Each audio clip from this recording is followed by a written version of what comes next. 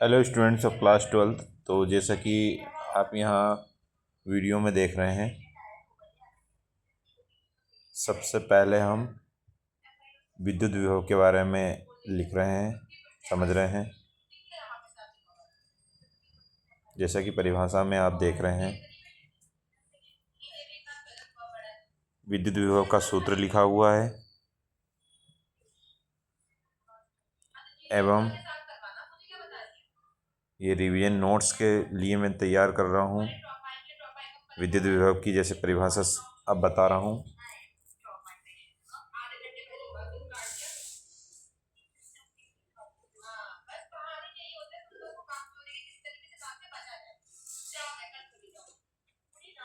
कैसी राशि होती है विद्युत विभव? एक अदिश राशि होती है।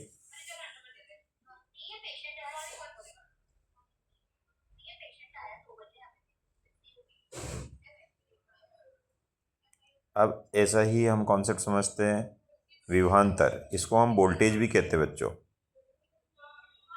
विद्युत क्षेत्र के अंदर एकांक धनावेश को एक बिंदु से दूसरे बिंदु तक ले जाने में किए गए कार्य का मान उन दोनों बिंदुओं का विभवांतर कहलाता है। जैसे दो बिंदु हमने ले लिए विद्युत क्षेत्र में, बी और ए, तो हम लिखेंगे V B minus V A बराबर W/Q0। जैसे कि मैं समझा रहा हूँ इसमें।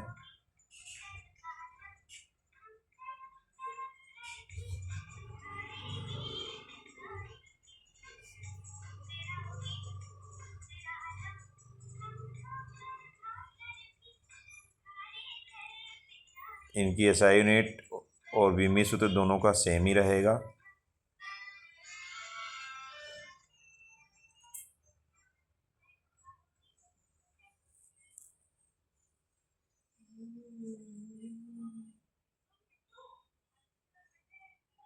M1 L2 T-3 और A-1।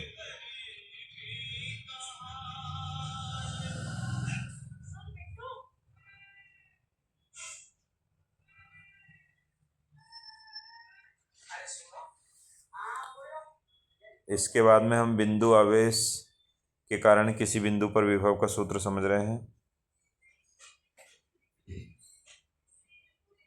जो कि V = KQ/R होता है। K एक नियतांक है जिसका मान 1/4πε0 which is equal to 9 × 10⁹ unit.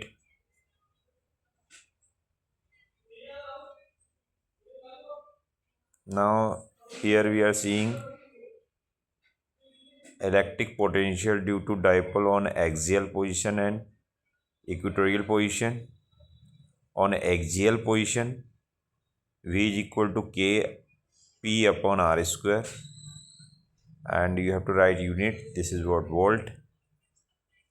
And on equatorial position, V will be equal to 0.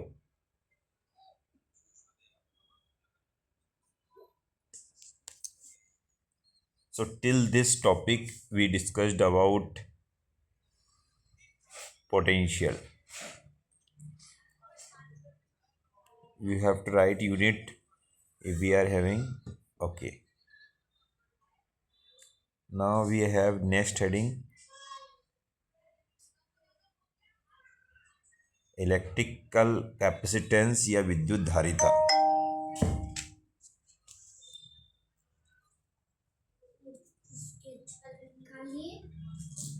किसी चालक की विद्युत धारिता आंकिक रूप से आवेश की उस मात्रा के बराबर होती है जो चालक के विभव में 1 वोल्ट की वृद्धि कर दे। ये भी कैसी राशि है? अदिश राशि है। इसका SI मात्रक फेरेड होता है।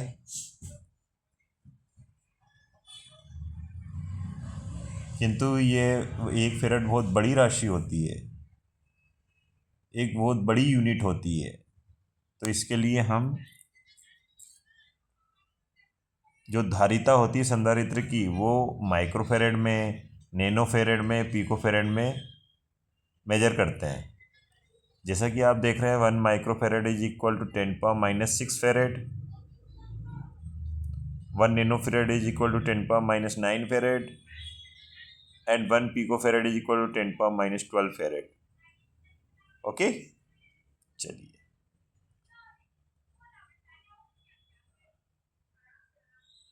1 नैनोफेरेड 10⁻⁹ फेरेड, 1 पिकोफेरेड 10⁻12 फेरेड।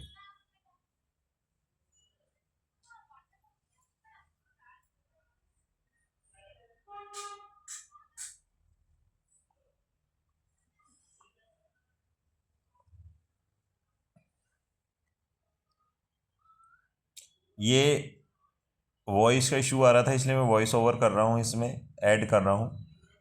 अब इसी में किसी गोली चालक की धारिता means capacitance of spherical capacitor C is equal to 4 pi epsilon naught R, and you should know the value of 4 pi epsilon naught is equal to 1/9 into 10⁻9 and R is the radius.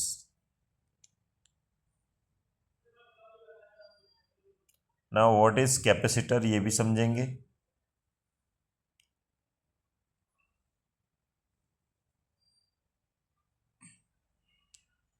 तो क्या है संधारित्र, देख लेते हैं बच्चों। संधारित्र एक ऐसी युक्ति है जिसकी सहायता से चालक के आकार या आयतन में बिना वृद्धि किए बिना उसकी धारिता को बढ़ाया बिना वृद्धि किए उसकी धारिता को बिना काट दीजिएगा यहाँ से। फिर से, संधारित्र एक ऐसी युक्ति है जिसकी सहायता से चालक के आकार या आयतन में बिना वृद्धि किए उसकी धारिता को बढ़ाया जाता है। ये कितने प्रकार के होते हैं? There are 3 types of capacitor. समांतर प्लेट संधारित्र, जो कि मैं ड्रॉ कर रहा हूं यहाँ पर।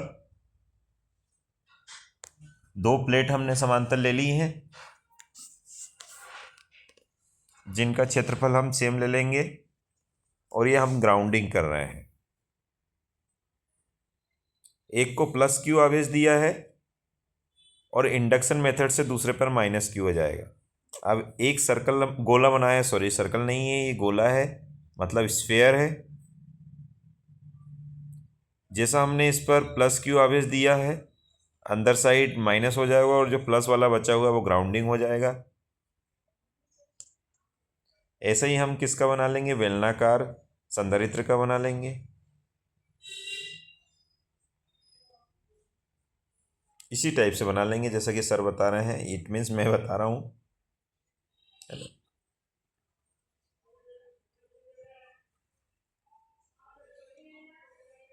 1 सिलेंडर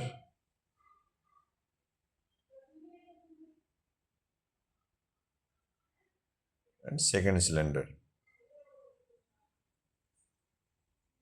इनसाइड मैंने +4 दिया है, वही का वही कॉन्सेप्ट है इसमें भी, है ना। वैसे बेलनाकार संधारित्र अभी हमारे सिलेबस में नहीं है, तो ज़्यादा अगर हम इस पर फोर्स ना करें, फोकस ना करें, देन नो प्रॉब्लम। ये अर्थिंग कर दिया हमने, ठीक है। मेन हमारे सिलेबस में है समांतर प्लेट संधारित्र या parallel plate capacitor. Did you gate?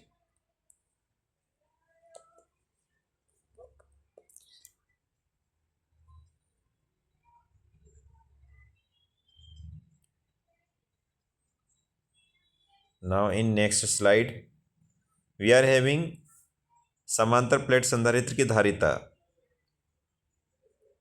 क्या है? C is equal to A epsilon not K upon D। यहाँ पर A क्या है बच्चों? चलो यहाँ पर ये दिखा देते हैं। ईच प्लेट का जो एरिया है उसको हमने A बोल दिया है। ईच प्लेट के एरिया को हमने क्या बोल दिया है? A बोल दिया है। ये A लिखा है। इनके बीच की दूरी हमने स्मॉल d बोल दी है। ये देखिएगा, अब ये कौन कौन से फैक्टर पर डिपेंड कर रहा है कैपेसिटेंस? ये अर्थिंग हमने कर दिया, अर्थिंग लिख दिया मैंने।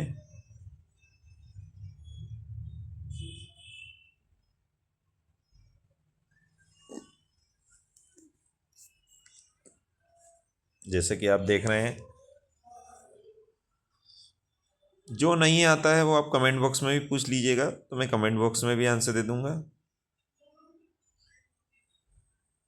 ये हमने इसमें क्या भर दिया बेटा, इसमें हमने कोई डाइलेक्ट्रिक मीडियम फील्ड कर दिया। जितना ज़्यादा डाइलेक्ट्रिक मीडियम फील्ड करेंगे उतना ही उसकी कैपेसिटेंस बढ़ जाएगा। जितना के की वैल्यू ज़्यादा होगी उतना ही कैपेसिटेंस बढ़ जाएगा।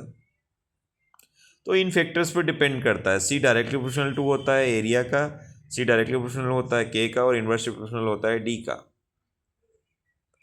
अब हम अगर मान लो किसी संधारित्र की धारिता बढ़ाना चाहते हैं या कम करना चाहते हैं, तो हमारे पास डिफरेंट प्रकार के संयोजन होते हैं, कॉम्बिनेशन होते हैं।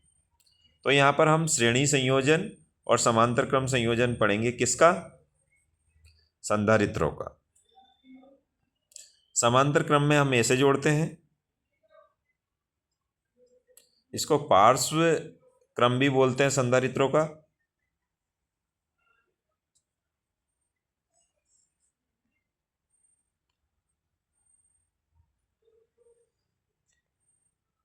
और इसको श्रेणी क्रम बोला जाता है, C1 C2 C3, या सी भी ले सकते हैं। चलो 1 2 ही लिख लेते हैं।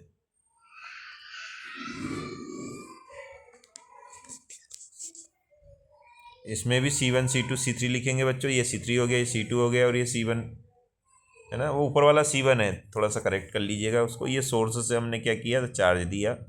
कौन सा चार्ज दिया बच्चों? Q plus Q। तो पहले वाले में Q1 गया, दूसरे में Q2, और तीसरे में इसमें Q1 है, इसमें Q2 है, और इसमें Q3 है। आ गया यहाँ तक बच्चों? अब इसमें इंडक्शन मेथड के कारण अपोजिट साइड में नेगेटिव हो जाएगा। कितना चार्ज दिया था आपने? प्लस Q, तो बाहर क्या निकलेगा? प्लस Q ही निकलेगा। और टोटल चार्ज क्या हो जाएगा? Q1 plus Q2 plus Q3। होगा कि नहीं होगा? यस होगा।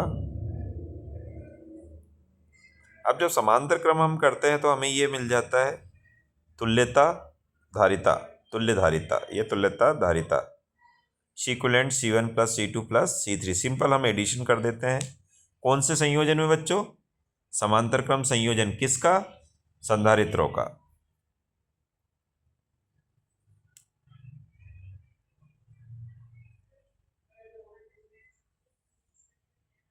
ये अब हम आ जाते हैं श्रेणी क्रम संयोजन संधारित्रों के।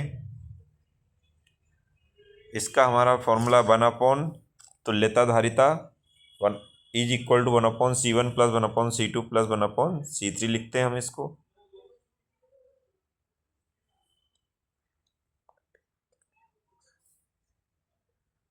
इसके बाद में हमारा एक इंपॉर्टेंट और टॉपिक होता है समविभव पृष्ठ।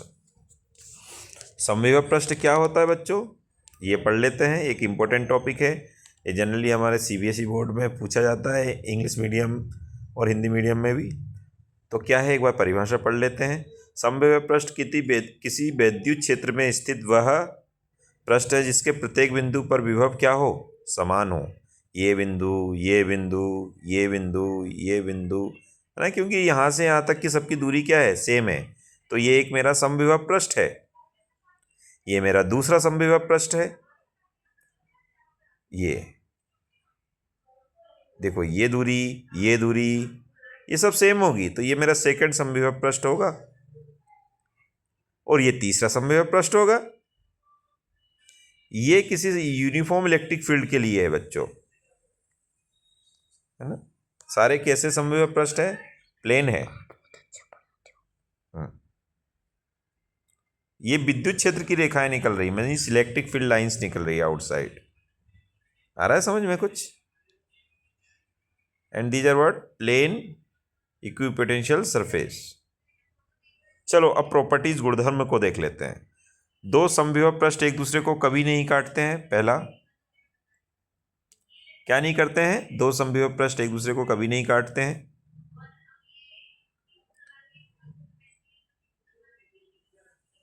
पहला पॉइंट हो गया, क्योंकि वो पैरेलल होते हैं। अगर काटेंगे तो वो पैरेलल नहीं रह पाएंगे, और विद्युत क्षेत्र के पैरेलल रहते हैं। सबसे बड़ी बात तो ये है, सॉरी, विद्युत क्षेत्र के परपेंडिकुलर होते हैं। थोड़ा करेक्ट कर लीजिएगा। विद्युत क्षेत्र मीन्स इलेक्ट्रिक फील्ड इंटेंसिटी के कैसे रहते हैं? परपेंडिकुलर रहते हैं।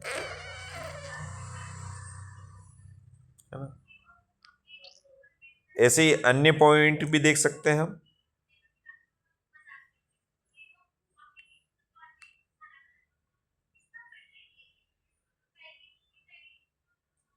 जो कोई आवेशित चालक है उसका पृष्ठ हमेशा क्या होगा, एक समविभव पृष्ठ होगा।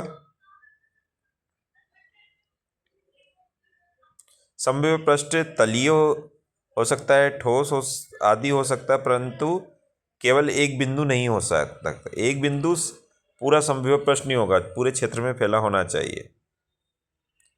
विलगित बिंदु आवेश के कारण समविभव पृष्ठ गोलीय होता है, जैसा कि आप ये देख रहे हैं। एक सिंगल आवेश होगा तो उसके लिए गोलीय समविभव पृष्ठ होगा। कैसा होगा? और एक बिंदु से दूसरे बिंदु तक ले जाने में क्यू नॉट को ले जाने में किया गया कार्य कितना होगा? शून्य होगा बच्चों, ये भी ध्यान रखना है आपको। क्यों होगा ये समझ में आ जाएगा आपको। यहाँ से यहाँ तक ले जाएंगे तो विभवांतर शून्य हो जाता है बच्चों। क्या हो जाता है? विभवांतर शून्य हो जाता है। तो W इज इक्वल टू क्या होता है? Q not into W। V is equal to W upon Q होता है। तो W इज इक्वल टू क्या हो जाएगा? Q into V। ये और V यहाँ क्या है? विभवांतर। और विभवांतर क्या हो गया बच्चों? ये देखिए यहाँ पर सर बता रहे हैं विभवांतर क्या हो गया? शून्य हो गया, जीरो हो गया। तो ये विभवांतर शून्य हो गया तो ये वर्क डन भी क्या हो जाएगा? शून्य हो जाएगा। आई होप इतनी सारी चीज़ें समझ में आई होगी। मैंने सारा इसमें वॉइस ओवर करने की कोशिश की है। Then also if you have any doubt you can ask. Okay, तो एक बार आप चाहें तो सारे व्यूज़ देख लीजिएगा, सारी स्लाइड्स दी हैं, स्क्रीनशॉट ले लीजिए, और जो टॉपिक नहीं आए वो आप कमेंट बॉक्स में पूछ सकते हैं। ओके बच्चों, ये सारी चीज़ें मैं एक्सप्लेन किया हूँ। Then also you find any type of doubt you can ask in comment box. Yes, I am repeating all thing in all slides. Yes, this is formula for capacitance of parallel plate capacitor. समांतर plate संधारित्र की धारिता का सूत्र बता दिया हमने। ये हम समविभव पृष्ठ की प्रॉपर्टी पर आ गए हैं और सारी चीज़ों को वन बाय वन समझा दिया है। Now we are just going to